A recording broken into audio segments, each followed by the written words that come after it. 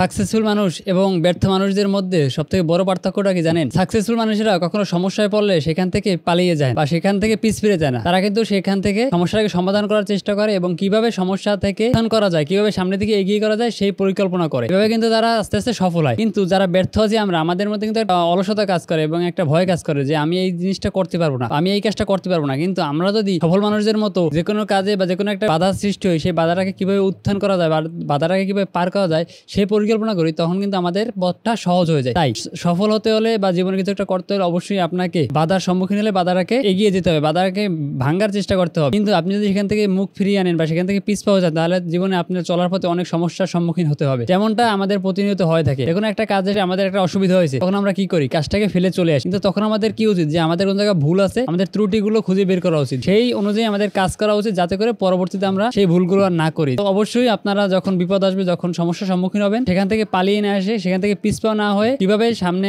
আগানো যায় এই ধরনের পরিকল্পনা করে আস্তে আস্তে সামনে আগাবেন। এভাবে কিন্তু আমরা জীবনে অনেক দূর আগাতে পারবো।